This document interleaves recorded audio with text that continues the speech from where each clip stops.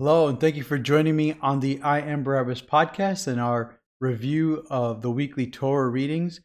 If you are not familiar with these readings, I have them posted here on the screen. I also post them on my social media on Friday evenings or on Saturdays. This week's readings, or this past week's readings, were Genesis chapter 18 through Genesis chapter 22, 2 Kings chapter 4, verses 1 through 37. If you're not familiar with these readings, this scheduled reading goes back to the time of Ezra and Nehemiah. They don't necessarily think that the readings were exactly the way they are now, but the tradition of doing it this way goes back to that time. So about 445 BCE. So even before Yeshua walked on the earth, there was this effort to teach the people the scriptures on a regular basis, and so they would read through the law of Moses, and eventually a schedule of readings to cover all the books of Moses was created, and that tradition still goes today. And so those are the portions for this past week. You see them listed there. And for followers of Yeshua, there's been an effort to include passages from the New Testament, so that people can read the Torah readings as Jewish communities do all across the world and be familiar with the history and the stories and just the theology as it comes out of those Old Testament or Moses' teachings and writings, and then incorporate them with a view that comes from the followers and disciples of Yeshua as they wrote books and letters in the New Testament. So today, the reading for that aspect of it comes from 2 Peter chapter 2. Now, before reviewing, just going through the stories in Genesis 18 through 22, I wanted to read from Deuteronomy chapter 10, because as I was reading the scriptures for this past week, what the Lord made me think about, or the Spirit was bringing to mind, was just the importance of righteousness, and the acts of righteousness. And that was the discussion from last week's reading, and how they stand out here in these passages that we have for today. And what I was thinking was, how righteousness is defined by God, what righteous acts are as defined by God, what it is He's looking for in terms of people who are faithful to Him and doing the things that He wants them to do, and to walk according to His way, which is what Yeshua's disciples were then called, right? They were called the way first, because they indicated to the world that they followed a way that was established by their rabbi, by Yeshua, who they believed to be the Messiah and the Son of God. And Yeshua, Jesus, is the ultimate expression of God's way. That's what Hebrews chapter 1 tells us, that He is the exact representation of who God is. Everything that He did, everything that He said, everything that you can just pick up from His life was an exact representation of what it means to live according to the way of God. And what's really cool is that this way is not hidden from anybody, as long as you take the time to study the scripture and then to see what Jesus taught and everything, and what's there. Even going back to what Moses taught, you can see this way, and how it's been actually laid out for us for a very long time. And so Deuteronomy chapter 10 in verse 18 is a good summary of the core concept of God's way versus the way of the nations and the way of other people. And so Deuteronomy chapter 18 says that God enacts justice for the orphan and widow and loves the outsider, giving him food and clothing. Therefore, love the outsider, for you were outsiders in the land of Egypt. And so the core of what God's way is, and I think it's going to play out in today's passages, is He has a heart for the person who doesn't have a home on this earth. He has a heart for that person. He also has a heart for the people that most people don't think about when they're not their own, widows and orphans. Most people don't think about orphans in a real sense. They might consider the idea that orphans exist and donate and try to help or whatever, or that widows exist. Oh, she lost her husband, she's on her own. We might recognize the loss when it happens, but then think about them continually and then to care for them and to watch out for them. That's the kind of thing that God wants his people to be focused on, to be taking care of the people that are usually not remembered. And amongst that group, and what these passages start with is the foreigner, the idea of someone who doesn't have a home, someone who's kind of traveling. In Abraham's time, it's really common. Abraham himself is a sojourner. He's a nomad. He's someone that doesn't have a home, even though God has called him and said, you're going to have this land. He doesn't have a home. We're going to see that he travels. We've already saw that last week. We're going to see this week as well that he's still having to travel because he doesn't have a place to settle down, to call his own. And the way that people like that are treated is really important to God. And that's why I wanted to start with Deuteronomy chapter 10, because I think that's a good point to just kind of summarize the core of what God's heart is regarding what he thinks about righteousness and how righteousness is defined. All right, so let's get into the passage. What I want to do to try to save some time, because there is a lot of material, is just try to compare stories and look at them together so that I can kind of notice the differences. And I think what the author of Genesis, if it's Moses, that's what he's trying to get to, right? So Genesis chapter 18, verse 19, chapter 18 and 19, they have for us parallel stories in that are very similar in structure and in pacing and events, and how they start and then how they go forward, and then there's a turning point for each one, and there are obvious differences as well. But for first the similarities, you have Abraham and Lot waiting at the entrance of where they live. For Abraham, it's the entrance of his tent, and for Lot, it's the entrance of his city. But both of them are there waiting for people to come so that they could see them and care for them. How do I know that? It's just the concept of that kind of living that lifestyle in that time. Middle East are still actually kind of that way now for those who care for those who are sojourning, traveling, and looking out for their neighbors. They will sit out in the front of wherever it is they live to make sure that they're seen, because these tents, like for Abraham, they can be pretty big. I know in my head, I always thought of like these small tents that we might use to go camping here in the U.S.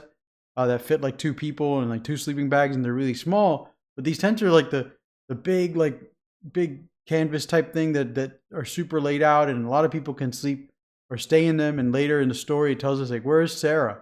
Or she's inside the tent. It's just like this knowledge that it's a big thing and she's inside, and so she's not even hearing what's going on. And you could definitely miss the fact that someone's traveling.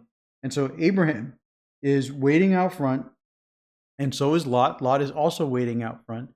Both of them with a purpose of trying to help those who are in need. Now, Peter, in the New Testament passage in 2 Peter chapter 4, which is listed for us there, Peter gives us a reason why, a specific reason why, as to why Lot is waiting out at the gate of his city. It says in verse 7 that Lot was a righteous man who was deeply troubled by the shameless immorality of the wicked.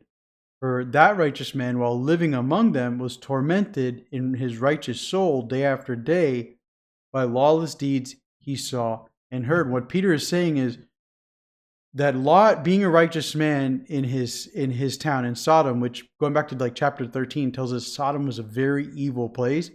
And despite that, he moved there, and despite seeing it was evil, he decided to stay there. And because of what he had seen, he purposed to wait out at the front of the gate to see if anybody was going to be coming so that he could offer them a safe place to stay. Abraham was also offering a safe place to stay, and that's from his own experience. We've seen already that he would travel and he would get scared, like when he went to Egypt for a famine. And then later in this reading in chapter 20, he does the same thing, where it's not a famine, but he's traveling, and he lies in both situations because he's afraid of, or maybe not so much afraid, but he's just aware of what people are like when you're out traveling and you're vulnerable. And so in between those stories, you have him saying, okay, I'm here. I know what it's like to be traveling and to come up on a place. You're hungry. you're thirsty, you're dirty, you need something, you need help, whatever it might be. And for Abraham, he thought, people aren't safe enough for me to talk to them, so I need to lie and say my wife is my sister, and so I can survive that.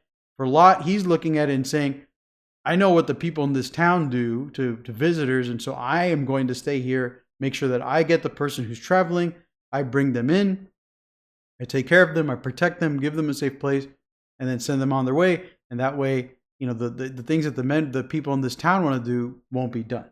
Okay, so similar postures and approaches by both Abraham and Lot. Also, so both men, when they see their visitors approaching, now this story also has similarities in the visitors themselves, right? For Abraham, he's got 3 people coming. For Lot, it's 2, because one of the beings that come to talk to Abraham ends up staying with him to talk with him. So it seems like the other 2 go on. But both men react the same way when they see their visitors. They run up to them, they bow their face to the ground, they insist that the travelers stay with them, and they both prepare like elaborate feasts. Abraham's running around. That's the chapter 18. He's like 18. He's running around. He's saying, "Hey, you prepare this, and you get me some milk, and you go ahead and go get that thing ready."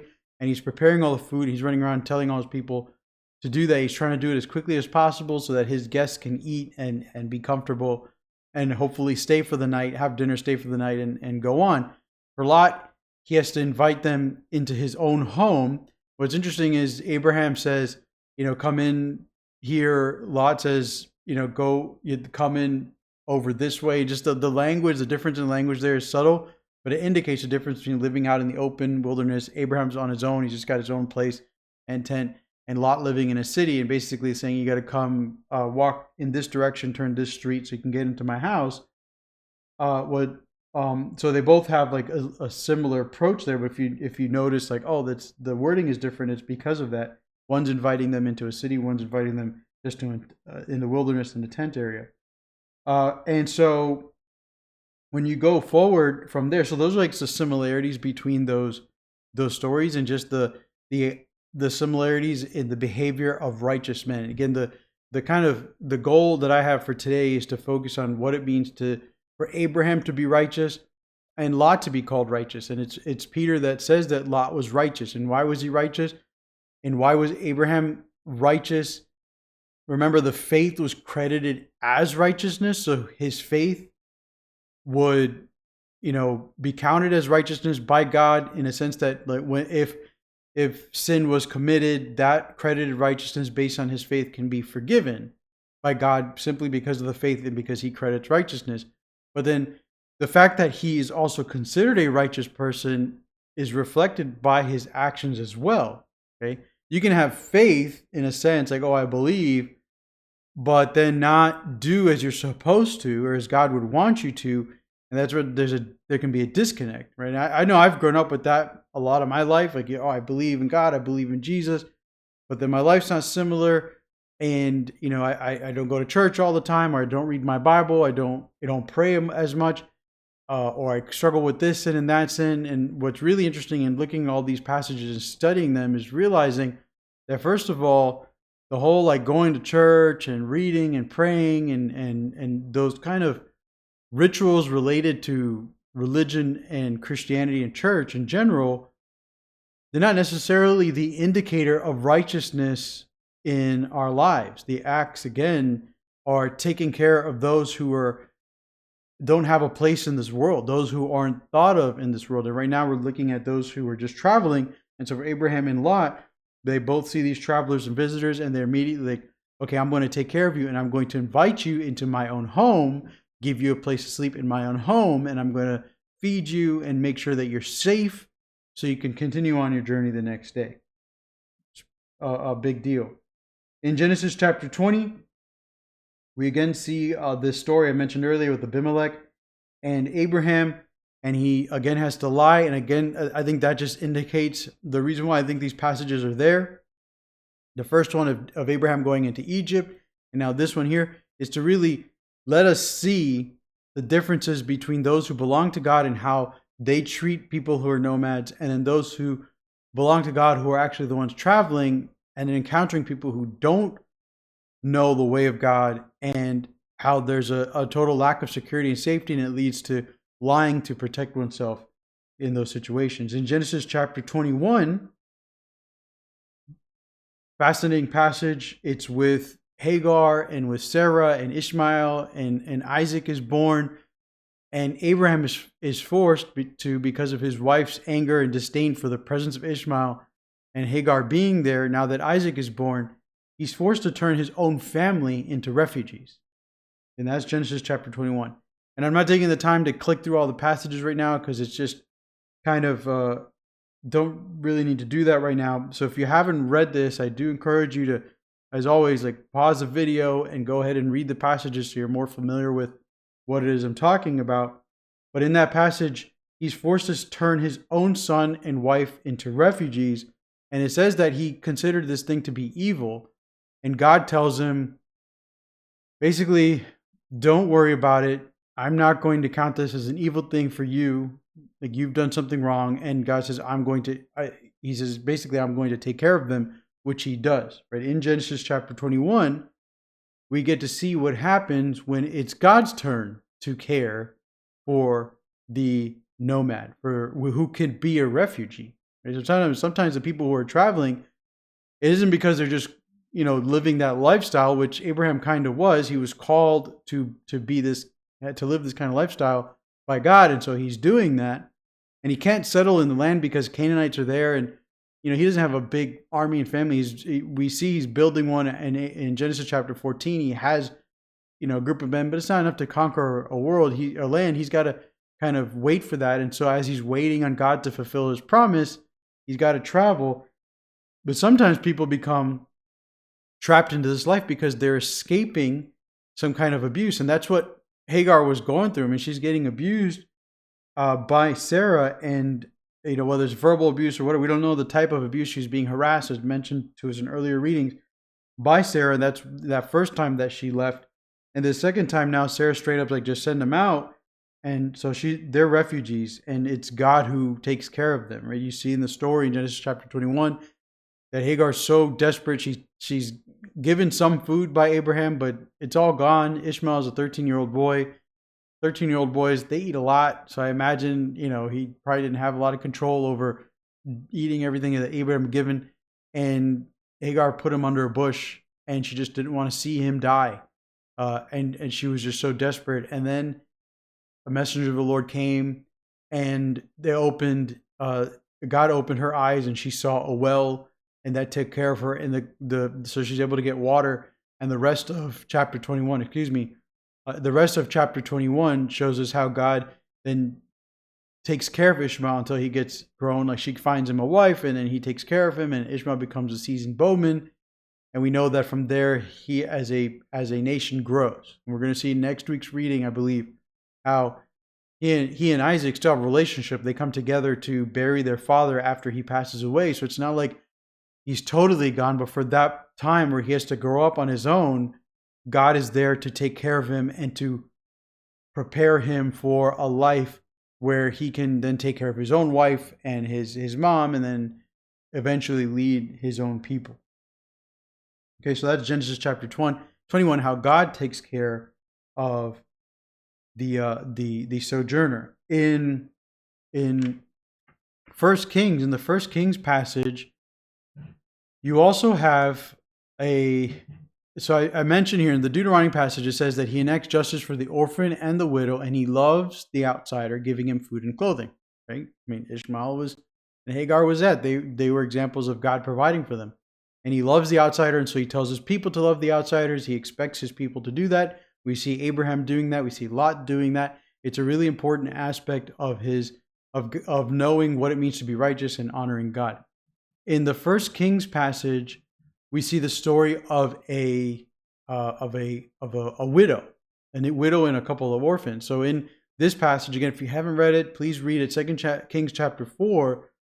Elisha is the main prophet now going around, and one of his disciples had died. Right, this is chapter 4, verse 1. It looks like, so yeah, your servant, my husband, is dead. You know that your servant feared Adonai, And this widow is saying now this creditor has come along, the person that he borrowed money from. And if you don't remember the story, like in Elijah and Elisha's time, there was always this famine. There was always trouble because of the idolatry and Baal worship and everything else. And so people would borrow money. And now this guy is coming to take on her children as slaves. And so we have a widow and we have orphans. And I don't think it's a coincidence that this passage is assigned to read along with the Genesis portions. I think the overall message is there for us to understand what is important to God in terms of righteousness, what is important. Last week's reading was focused on faith and what it means to be faithful and to obey. I think the last couple of messages have been that way, going back to Noah, then seeing it with Abraham. With this week's passages, we're looking at righteousness and what it means to be righteous. And so you see the care for widows and orphans. And how does that happen? Elisha gives her some directions about using some jars, some vessels, and some oil. She said, how much oil do you have? She said, just a little bit. He said, collect all the vessels you have. And so she does that. She shuts the door behind her and behind her son, so just in privacy. And they keep pouring oil from this little vessel that she had into these bigger jars, and they just fill up. And it's so much. If you notice at the end of that story, Elisha says, go and sell the oil, pay your debt, and then you and your sons can live on the rest. Okay? That's amazing. It's amazing that not only is it enough oil to pay the debt, which you notice God says, okay, you're going to pay your debt, and I'm going to provide you the way to pay the debt, because why? He takes care of the widows and the orphans. He knows what's right. He knows what's just. He also provides for them to live for the rest of their days, for as long as they need to. He's putting a big investment into them. And we don't know who this disciple was of Elisha's, and if he was a good person or if he earned this or whatever. What we do know is that this is a widow and this is an orphan, and God takes care of them. He enacts justice and he takes care of the widow and the orphan, because again, that's part of his heart. I hope you don't miss that. It's like he loves the outsider. He cares for these people. In the book of James, chapter 2, he tells us pure and undefiled religion is what? To take care of the widow and the orphan. And then he also gives us the example of what it means to not show partiality when poor people enter into your communities. Don't seat the rich at the front and tell the poor to sit in the back, but instead you have to understand the importance of the poor to God and treat them humbly and treat them well and give them bread and give them food. And so James is really a powerful letter to remind us about what God expects us to be doing once we've been credited righteousness and faith. He expects us to live according to his way and his will. Now, the other aspect of these stories that's really interesting is God's sense of justice, or what it means for God to be just. And so I think the 2 Peter passage, 2 Peter chapter 2, it's verses 4 through 11. There's a key verse here in verse 9. It says, therefore, the Lord certainly knows how to rescue the godly from trial, and how to keep the unrighteous being punished until the day of judgment. So what Peter is saying, and he goes back to the story of earlier. So the passage starts in chapter 4, and he talks about how God doesn't spare the angels the very beginning when they sinned, but he put them in Sheol, or in the underworld. He put them in chains, in darkness. He didn't spare the ancient world. He preserved Noah, who proclaimed righteousness, with 7 others. He devastated Sodom and Gomorrah, but at the same time, he saved Lot and his family. Well, his wife and his 2 daughters, had a choice to be saved in there as well. Well, and his sons-in-law and daughters-in-law. So he saved them out of that trouble. Well, he saved the ones who accepted it, right? Just like with Noah accepted it, his family accepted it. And so what Peter is trying to say, what I'm trying to say, is that in these examples, what we see is that God knows how to separate the unrighteous from the righteous and to save the righteous from those punishments that he's going to deliver, right? So that's kind of the point of the Second Peter chapter 4 or chapter 2. The reason why Peter's writing this is because he's dealing with people. In verse 10 it tells us who despise the Lord's authority. They're arrogant and they like to slander glorious beings and angels, and so basically there was a heresy, a Gnosticism, and it's maybe too complicated to go into right now, but you had teachers who would go out and they'd insult spiritual beings. It's like, oh, the spiritual beings are whatever, I don't know what they would say exactly, but they would insult them. He felt it was brazen and arrogant, and it didn't match up with how someone like Michael would deal with it, like Jude tells us. And Jude tells us that Michael, the archangel, was like, the Lord rebuke you, when they were arguing about Moses' body. And so Peter is referring to that idea that, there's a way to deal with the unrighteous when you're having to deal with them. And it's not to slander them. It's not to speak out against them in kind of this arrogant way, like you own them, but instead to understand that it's God's role and it's God's job to deal with that. And however he's going to deal with it. And while you're waiting for him to deal with it, you can trust that he knows how to separate those who don't deserve to be punished from those who do. And that's the other, that's the other aspect of the passages from Genesis chapter 18, 19, 20, 21 that also stood out to me in terms of what the writer and what I think what the Spirit is trying to communicate through these readings this past week. So in Genesis chapter 18, we also have, that famous, bargaining scene with Abraham and God. And I don't know what that means, like for him to be talking to God and there's a person who's walking. And I know a lot of people like to interject Jesus into that situation and that's him.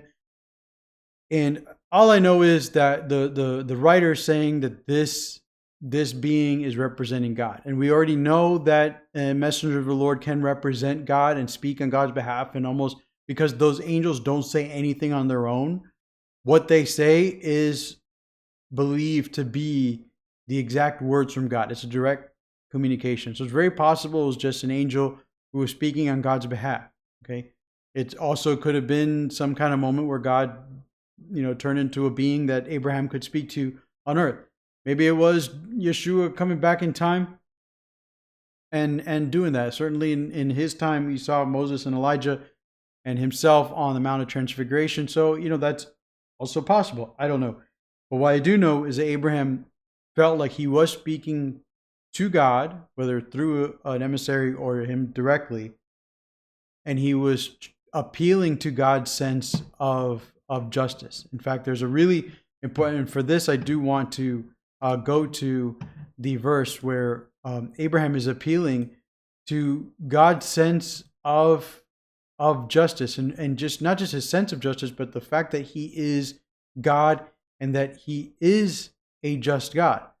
And in verse 23 says, will you really, this is chapter 18, verse 23, will you really wipe out the innocent with the guilty? That's a concern that Abraham has, because he knows his nephew is there. Okay, so he's asking this question. I don't think it's anything more than that. I think Abraham really does want to know, like, are you going to wipe out everybody? Or are you going to maybe give it a chance for my nephew to get out of there? And he even says later on in verse 25, he goes, far be it from you to do such a thing, to put to death the innocent with the guilty, making the innocent and guilty the same. Far be it from you. Will not the judge of all the earth do justice? And this is the concept that Peter is speaking to. He says, God knows how to be just and how to rescue the just from the unjust when they're all mixed together. God knows how to do that. But for Abraham, he's on this journey. He knows God, but he really needs to ask him because he's concerned about his own family. And so he starts with 50. If there's 50 innocent people in the city, what would he do? And God's response is, I will forgive the whole place for their sake. It speaks to God's sense of justice, right? That he and his willingness to forgive just for 50 righteous people.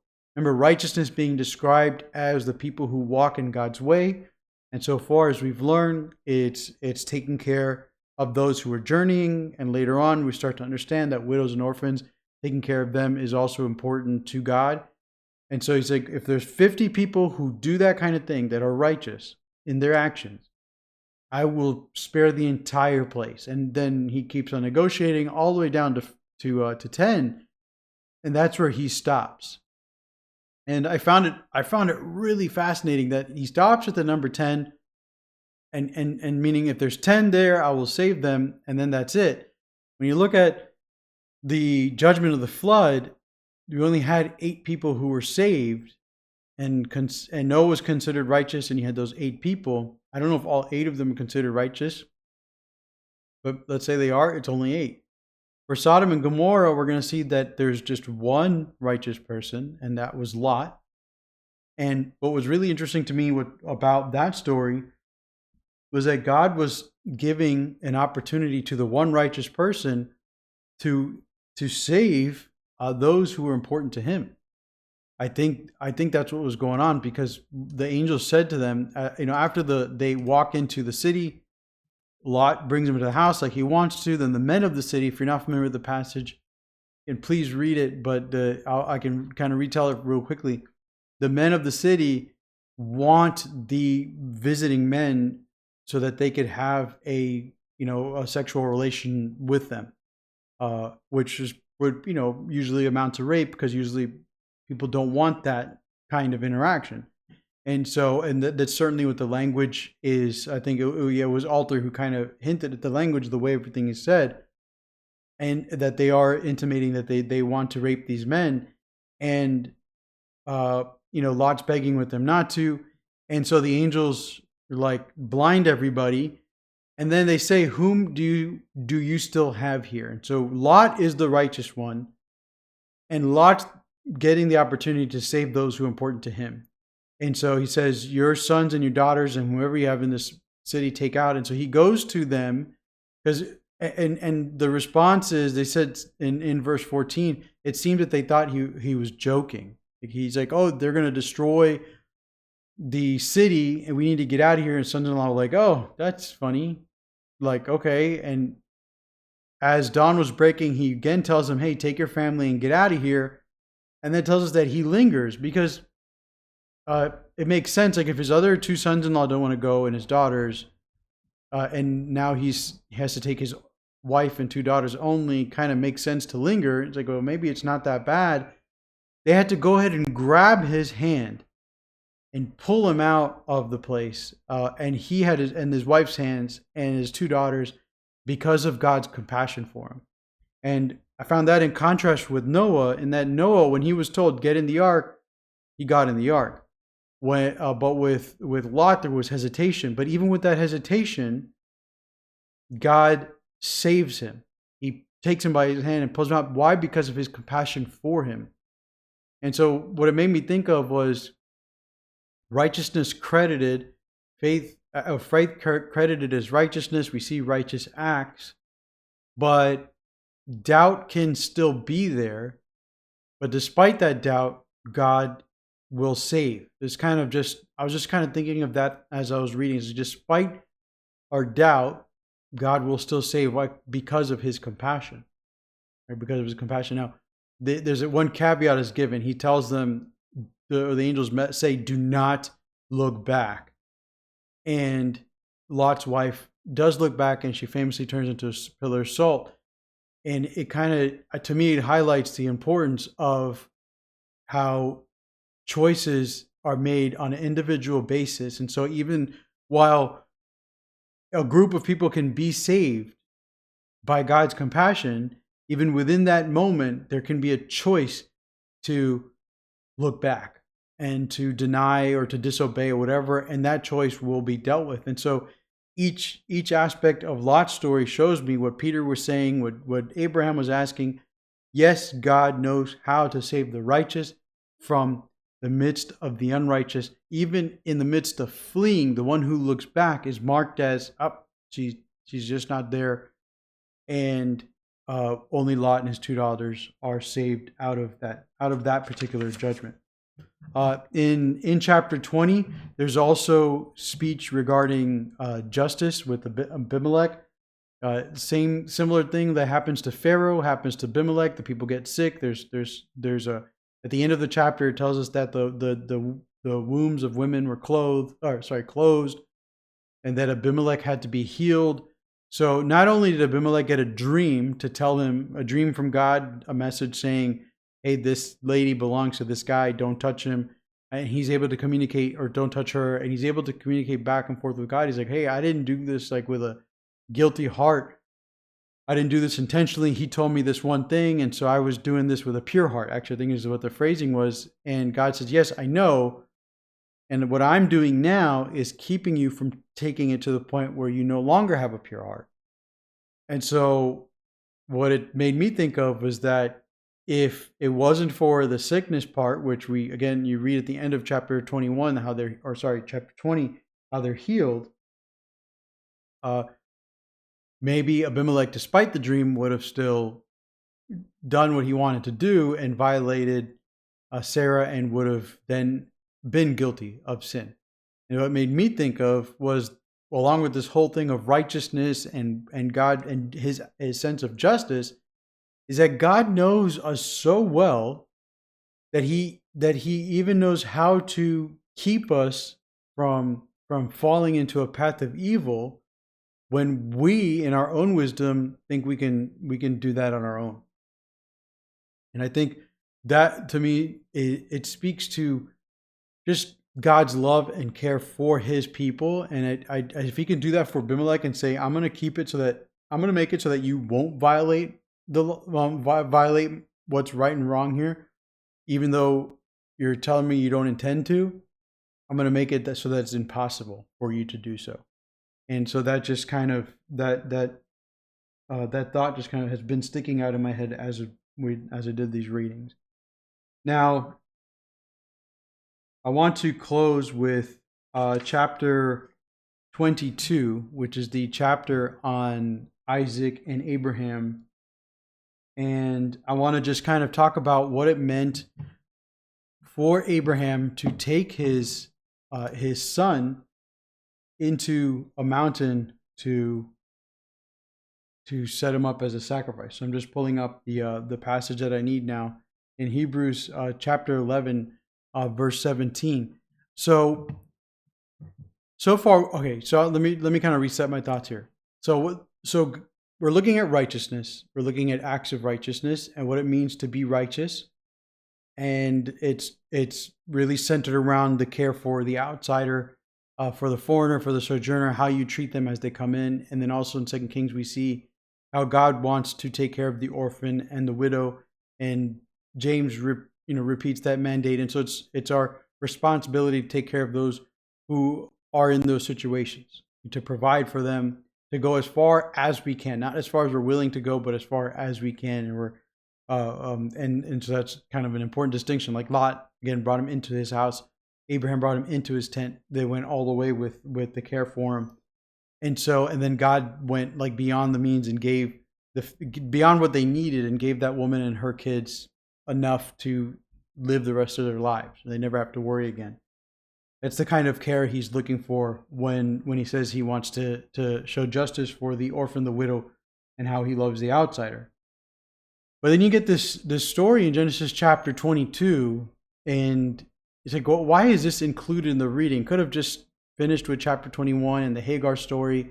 And again, we covered that, but there's justice there. God takes care of the widow and the orphan. They're not necessarily widowed and orphan, right? That Abraham's not dead. But in that moment, it definitely feels like they're without their father and without their husband. It definitely can feel like that, and God takes care of them. Again, so we see that parallel there. Then you get to chapter 22, and you have this request of God to Abraham to go ahead and sacrifice his son. And it really is a interesting story. It's one that I always wrestled with. I actually like what Soren Kierkegaard did with this story in his book called Fear and Trembling, where he imagined the mountain Mount Moriah that Abraham is walking Isaac to as a symbol of death, right? Just and this existential anxiety that we as humans have, and all of us at some point in our lives, as we're walking journey on earth, we look in front of us and we see death is coming. It's like this mountain that's looming, and every step we get closer to that peak, it gets bigger as a big mountain. And for Abraham, every step he's taking, he's thinking he's closer and closer to death, not just the death of his son, but maybe even the death of everything that's important to him. Isaac is his hope for his future. Isaac is the coming of the promise. He's already been told that.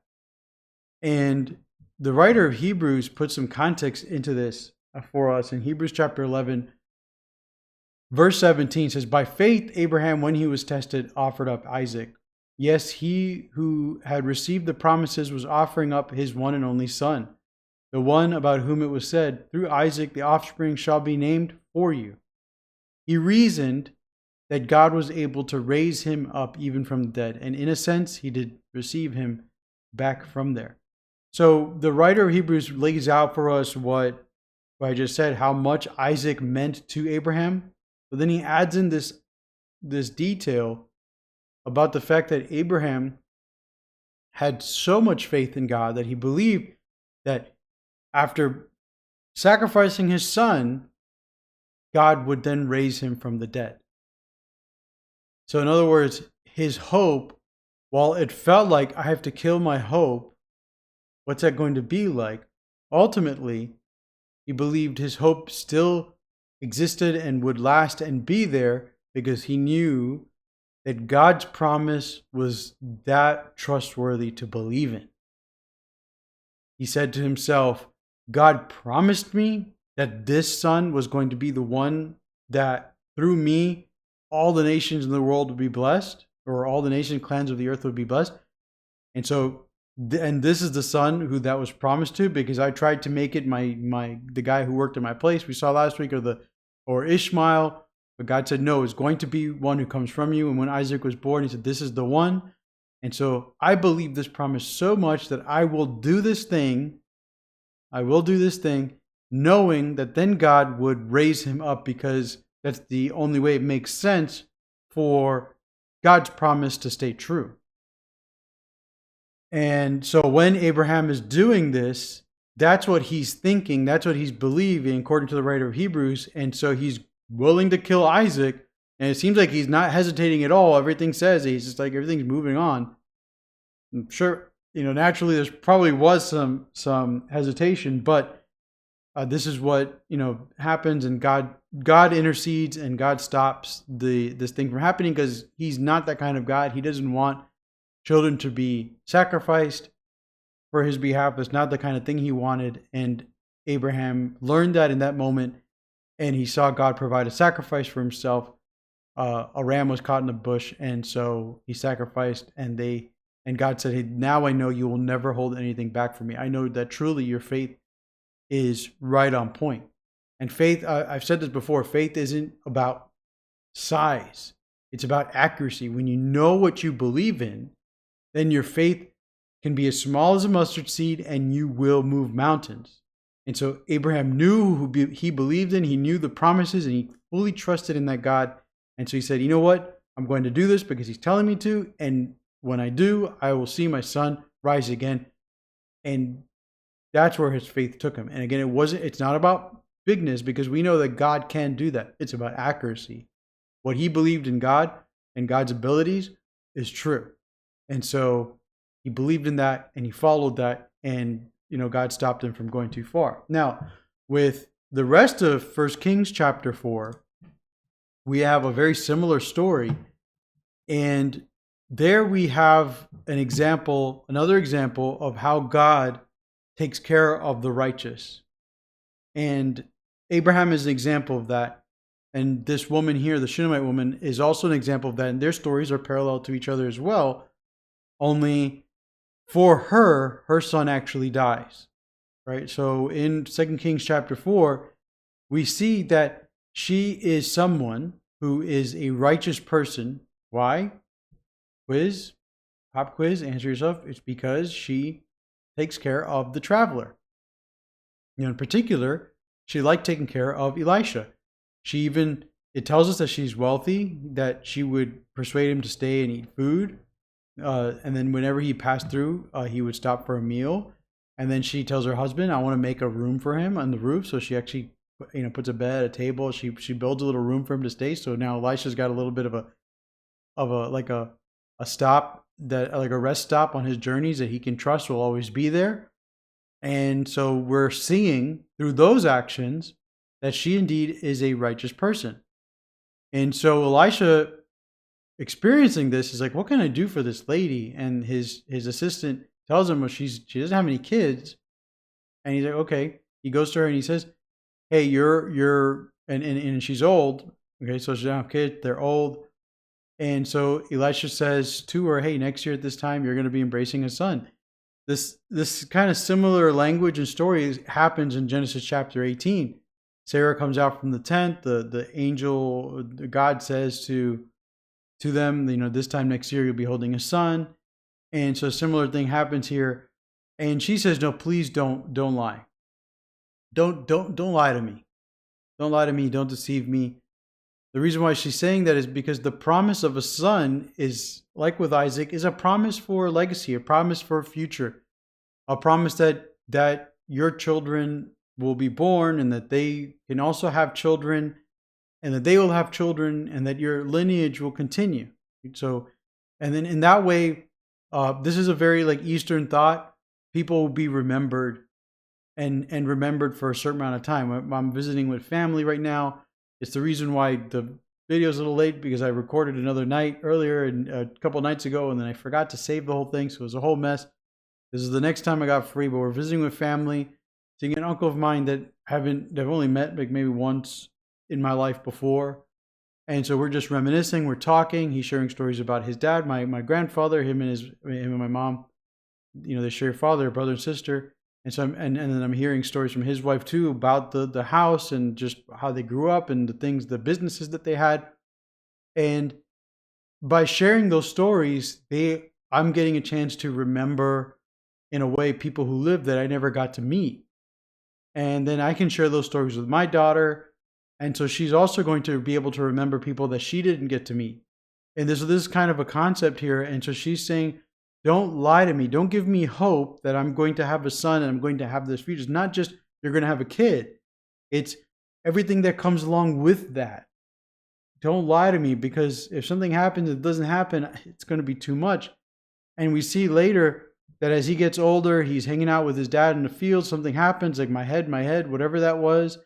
And she goes to find Elisha. And when she finally talks to him, she says in verse 28, didn't I say don't deceive me? Because he got hit in the head and he died. And she's like, didn't I tell you, like, don't lie to me? Because yes, she had a son. That's awesome. She was old in her age. She had a kid. But for the kid to die early is not what anybody wants in terms of being remembered and having this legacy and moving forward. And so by him dying, she said, didn't I ask you not to lie to me about having a son and everything that a son means? We see that with Abraham, ever having a son and everything that a son means, or even just a child and what that means. And so she experiences what Abraham didn't. She actually experiences the death of her son. She experiences the death of everything that she was hoping for. She has to deal with the feeling like she was given hope and then it was taken away from her. And then a miracle follows that, right? What Abraham believed God could do, God does. Elisha goes into the room and he's able to bring the child back to life. And the whole thing is a strange story about him stretching himself and breathing over the kid and getting up. I understand all that. And then the kid's body gets warm in verse 34. And then so he gets off the kid. Then he walks in the house back and forth and he got up in the bed. And at first he sent Gehazi to put a staff on his face. So it just felt like some kind of like magic type thing that was trying to be done with that aspect. Put a staff on his face and see if he'll wake up, and it doesn't happen. Then he's doing all this ritualistic stuff, whatever it meant. And he went back and he breathed on him again. And then it says the child sneezed 7 times and he opened his eyes and he was back to life. And then the woman came and picked up her son and she bowed to the ground. that posture that you see the story start with. Genesis chapter 18.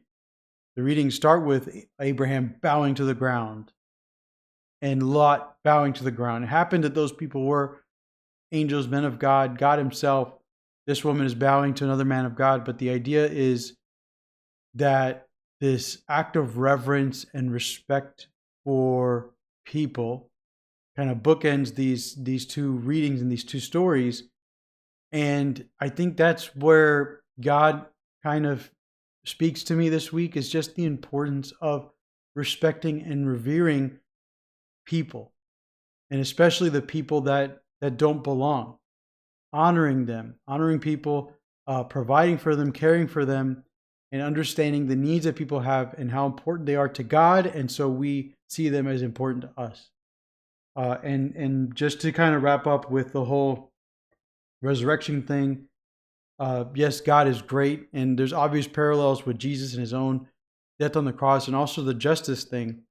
Because I've heard, my whole life, I live in Florida, I live in Miami, we have hurricanes, seen devastating hurricanes hit in the Caribbean, in Haiti, and Barbados, and I hear about people talking about God judging and God judging and God judging. One thing that you need to see is, and the reason why is because you go back to the passage we look at, are there less than 10 people that are righteous, right? And I made that point. That's kind of the whole story there. Is like, are there less than 10 righteous people in the land, then God will judge, and the devastation of the judgment. And so if you see these kinds of acts of nature, then it must mean that there's judgment. And then for those who use the less than 10, like, oh, there was less than 10, so they're all wicked people. But if you really consider what's going on, you count, that's really not what's happening there. And so is there a change in what's happened? I think there is in the view, and I think that change is spoken to by Peter, in that he says in verse 9, again, he says, therefore the Lord certainly knows how to rescue the godly from trials, and how to keep the unrighteous being punished until the day of judgment. And so there's a concept there with teaching, and you have to understand this, that the death of Jesus Christ on the cross, of Yeshua on the cross, is a game changer when it comes to righteousness and it comes to justice. He was completely righteous, and he was the one who was treated unjustly. He was treated unjustly for the sins of people, including my own. And his death on the cross is something that's never been done before, and something that'll never be done in the future. In the death of a righteous person for the just for the unjust, in that sense. And so his death allows God to now wait until this day of judgment. I think that's what Peter's trying to say. I think that's what the New Testament teaches. I think that's what the book of Revelation is showing, that for now, God, and in the sense of separating the righteous from the unrighteous and then delivering judgment to the unrighteous, is waiting for the time to do that. And Jesus talks about that in his teaching about the end times, and about how angels will come and gather the elect, and there will be a separation of sheep from goats, that kind of thing. And so I really think it's important to understand that this, in Lot's time and Noah's time, there was this, okay, I'm going to separate the people from their judgment, and I'm going to save the righteous and all that kind of stuff. But God is waiting, I believe, until the day of judgment to do that fully. And so does a hurricane mean God is judging?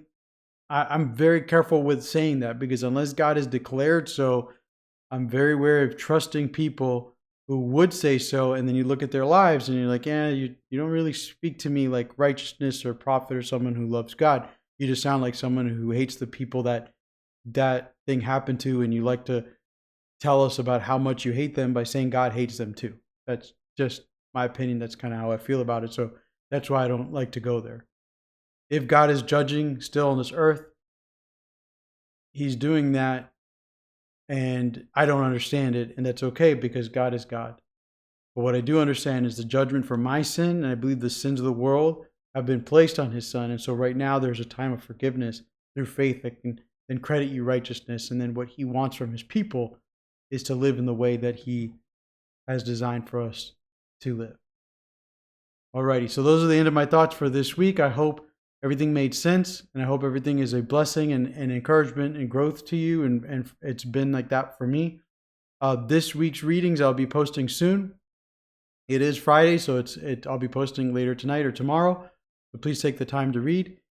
If you happen to be in Ocala, Florida, I just spoke. I taught a Bible study this last Wednesday, Nehemiah chapter 5, and on Sunday I'll be speaking at the Ocala Bible Chapel at 11 a.m. So if you are in town or in the area and like to hear me speak and meet me or whatever, I'll be at the Ocala Bible Chapel here in Ocala, Florida. You can just Google it. It's on Highway 40. The meeting starts at 11 a.m. There's a Lord's Supper communion meeting at 9:30. It goes to 10:30, and then at 11 o'clock is where we sing some hymns and I do the teaching. And so you can come really anytime after 10:30, and you can get some coffee and snacks or whatever. If you're a believer and you understand what the bread and the cup is for, and you're more than welcome to join the communion service at 9:30 with us here in Ocala. All right, so and I'm just going to be teaching from this next week's reading. That's pretty much what I'm going to do from now on. And so I'm more than welcome. You're more than welcome to join this Sunday. That would be a Sunday, November 24th, the Ocala Bible Chapel in Ocala, Florida. Okay, well, thank you again for watching. God bless, and hope you have a great week. Until next time.